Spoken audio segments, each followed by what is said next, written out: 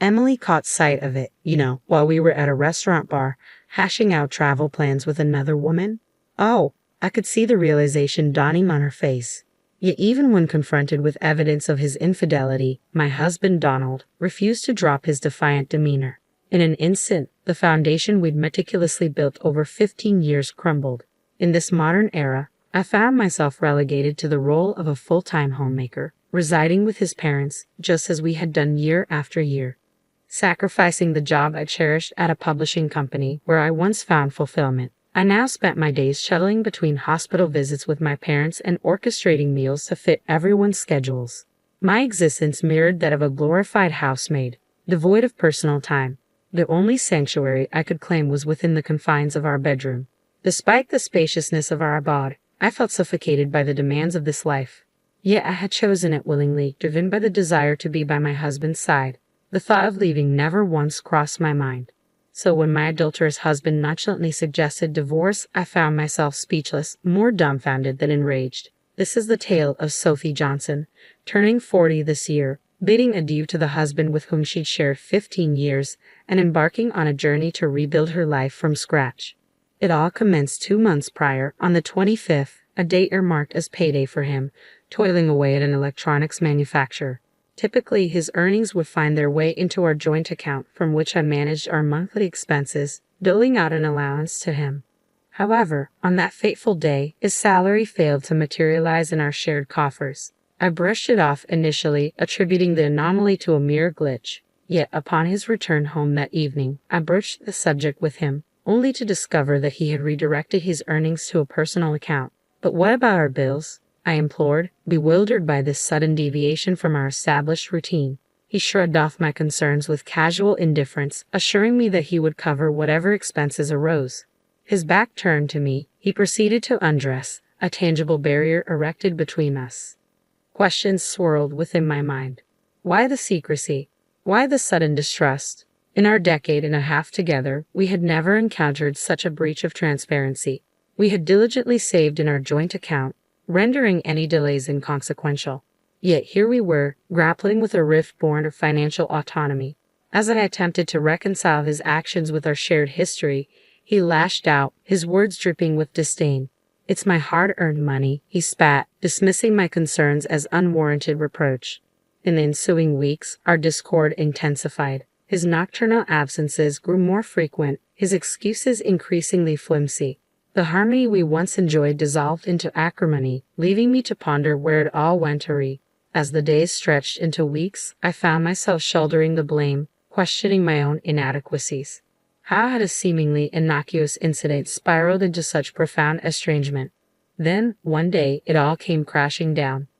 I received a message from Emily, a former colleague from my publishing days, proposing lunch, a welcome invitation amidst our busy lives. Though we don't connect as frequently as we once did, we make it a point to catch up at least once or twice a year.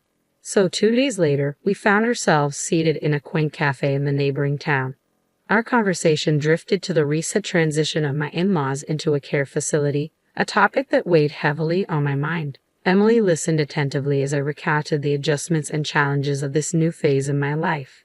"It must be a relief for you," she remarked, sensing the burden I had been carrying. Indeed, amidst the responsibilities of tending to my parents-in-law's needs, there was a semblance of ease in my daily routine. For the first time since my single days, I savored the luxury of setting aside time for a casual meeting with a friend. As we exchanged updates on our lives, Emily couldn't help but express admiration for my dedication as a daughter-in-law. "Is Donald still hands-off?" she inquired, prompting a sigh from me. "Yes, he hasn't changed much," I admitted, resigned to his perpetual disengagement. Our conversation meandered to our respective husbands' attitudes and contributions, or lack thereof. While Emily's spouse demonstrated unwavering support and assistance, mine remained indifferent to household responsibilities. Reflecting on the disparity in our incomes, I confessed to Emily the constraints that tethered me to my domestic role, despite my yearning to pursue my career aspirations. Her empathy served as a balm to my frustrations, validating the challenges I grappled with daily. As we indulged in a warm vegetable salad, Emily's probing gaze prompted a moment of introspection. "How are things with him?" she inquired, sensing the unspoken turmoil lurking beneath my facade. I hesitated, grappling with the desire to shield my husband from further scrutiny. With a forced smile, I gloss over the recent discord, unwilling to cast him in a negative light. Midway through serving the salad, Emily paused, her expression a mix of concern and understanding. "I'm sorry," she murmured softly, sensing the weight of my unspoken words. Sophie's words hung in the air, heavy with unspoken apprehension. She seemed to possess a knowledge I wasn't yet privy to, leaving me flustered and at a loss for words. With a solemn expression, she recounted an encounter from a few days prior. An innocent visit to a dining bar near her office had unraveled into a startling revelation. As she made her way to the restroom, she crossed paths with a figure I recognized all too well, my husband. His casual demeanor raised suspicions, prompting Sophie to discreetly observe his interactions. What she witnessed shattered the facade of our marriage, a clandestine rendezvous with a woman who bore no resemblance to me. The intimacy of their exchange, their bodies leaning in close, served as irrefutable evidence of his betrayal. I couldn't reconcile this damning portrait with the man I thought I knew. Despite our recent discord, infidelity seemed inconceivable. Yet Sophie's account painted a damning picture, one I couldn't ignore. Attempting to cling to denial, I prayed for a logical explanation, perhaps a misunderstanding, a misinterpretation of innocent intentions. But as I returned home, the absence of his favorite garments served as a haunting confirmation of Sophie's suspicions. His once beloved shirts, meticulously cared for and prominently displayed, were conspicuously absent, leaving behind a void I couldn't ignore.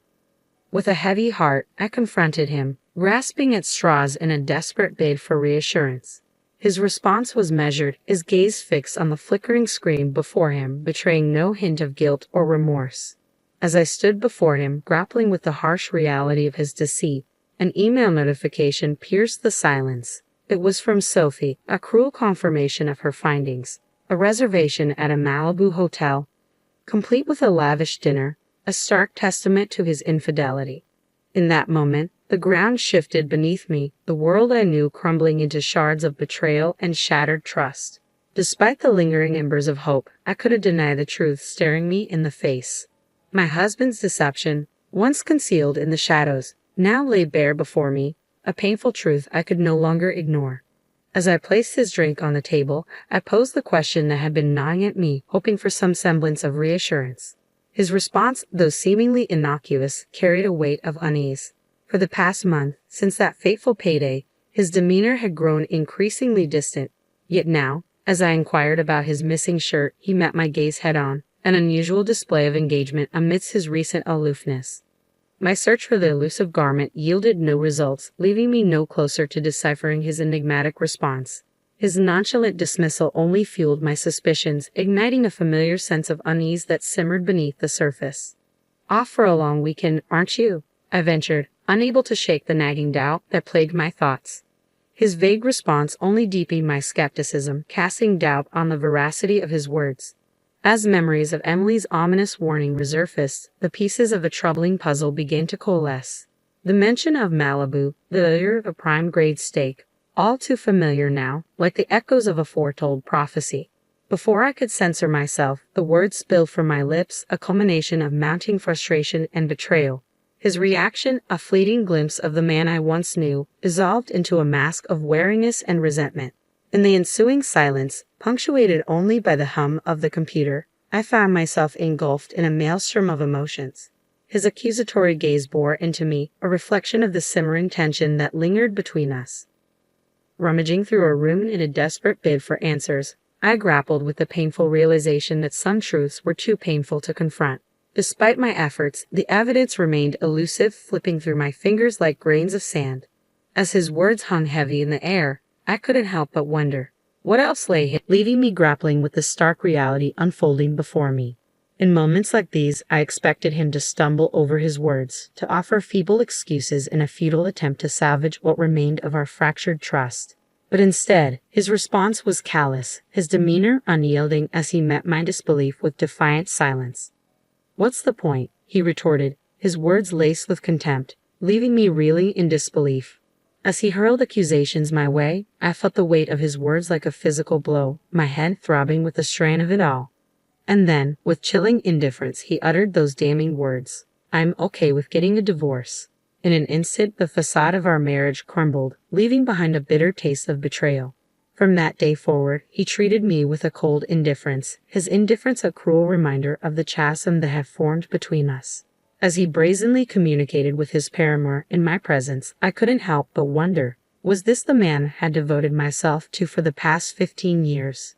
As the long weekend approached, I found myself thrust into a world of deceit and betrayal, bearing witness to his infidelity in silence. Emily, my steadfast confidant, urged me to gather evidence of his transgressions, her fury mirroring my own. Together, we watched as he lavished attention upon his mistress, a vision of youth and ire.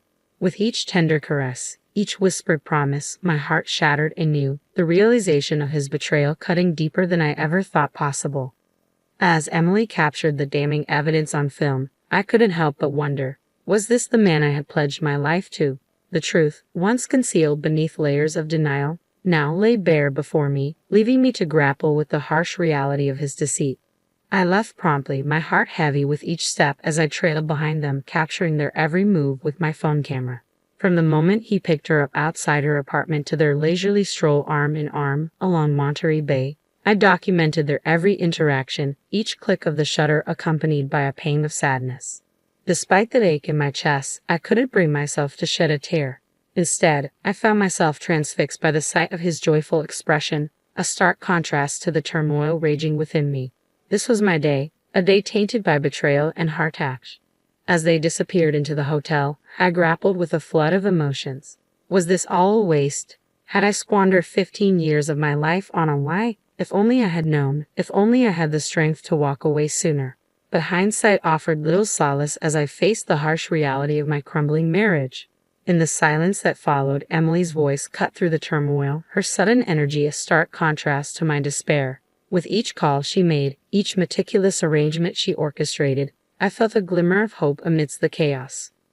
Within hours, my life was packed into cardboard boxes, the familiar surroundings of our home transformed into a blur of activity. Emily's efficiency was nothing short of astounding as she coordinated every detail with precision. As we settled into her temporary abode, I couldn't help but marvel at her resourcefulness. From arranging legal counsel to overseeing the logistics of our move, she spared no effort in ensuring my well-being. Yet, as the reality of my situation sank in, a sense of unease lingered. The cost of this upheaval, both financial and emotional, weighed heavily on my mind. Despite Emily's assurances, I couldn't shake the fear of what lay ahead. But as I glanced around the half-empty room, a flicker of determination ignited within me. Whatever the cost, whatever the challenges that lay ahead, I was resolved to reclaim my life. With Emily by my side, I took solace in the knowledge that I wasn't facing this journey alone. I made these decisions without consulting him, knowing full well that he would be furious upon his return from his trip. As our relationship continued to deteriorate, I sank into a deep depression, grappling with the weight of my choices. It was then that Emily's reassuring slap on my back jolted me from my despair. Being a homemaker is a respectable job, she reminded me, her words a balm to my wounded spirit. The money you've saved from being frugal is yours, and it's his fault. He promised to transfer the necessary funds after all. Let him foot the bill for your independence. Her words struck a chord within me, stirring a newfound sense of resolve. With one last glance around the house we had shared for 15 years, I felt a surge of determination wash over me.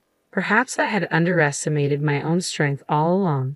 With Emily's unwavering support, I embraced the next chapter of my life with newfound courage. As I left the familiar confines of our home behind, I couldn't help but marvel at the transformation that had taken place within me. On the last day of the long weekend, I made the decision to sever ties with my husband once and for all. With trembling hands, I answered his call, steeling myself for the confrontation that lay ahead. "You said you were okay with a divorce, right?" I stated firmly, refusing to back down in the face of his protests. "Well, I'm divorcing you, and I expect you to cover the costs of my living expenses." His angry retort only fueled my determination as I hung up the phone, cutting off his attempts at reconciliation. It was a moment of liberation, a final act of defiance against years of subjugation. In the months that followed, I navigated the complexities of divorce with Emily's guidance, securing alimony and living expenses to support my newfound independence. Despite the uncertainty that lay ahead, I found solace in the knowledge that I was finally free. With Emily's encouragement, I embraced a new career as a writer, drawing upon my years of experience as a homemaker to share my insights with others. It was a fresh start, a chance to reclaim my identity and forge a path of my own. Yet amidst the flurry of new beginnings, a surprising phone call from my mother-in-law offered an unexpected sense of closure. Her words of gratitude and acceptance reaffirmed my belief that those 15 years were not wasted, that every hardship had led me to this moment of liberation. As I wiped away tears of gratitude, I embraced the newfound sense of peace that washed over me. It was a testament to the resilience of the human spirit, a reminder that even in the darkest of times, there is always hope for a brighter tomorrow.